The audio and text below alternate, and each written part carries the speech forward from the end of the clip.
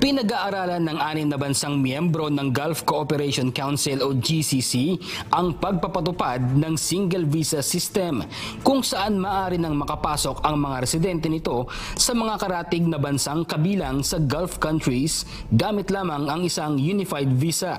Kabilang sa mga bansang bumubuo sa GCC ay ang Saudi Arabia, Bahrain, Oman, Kuwait, Qatar at United Arab Emirates. Layon ng panukalang ito ay upang palakasin ang turismo ng bawat bansang kasapi sa GCC sa pamamagitan ng pagpapasimple ng visa system gaya ng Schengen visa na ipinatutupad naman sa European Union countries. Sa bagong sistema, pinahihintulutang makapasok at makatawid pa sa ibang Gulf countries ang mga residente nito na wala ng ibang visa na kailangang iproseso.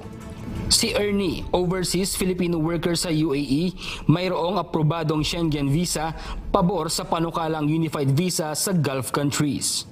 Sa kasalukuyan, tanging mga citizen lamang ng mga bansang ito ang maaaring makapag-cross border sa mga karatig na bansa na walang inaalalang visa na kailangang bayaran. Maganda doon kasi ma-visit mo yung bawat bansa na nasa loob ng GCC and magkakaroon ka ng opportunity para yun nga, makita mo at maranasan mo yung kultura ng bawat ng bawat bansa na meron sa GCC.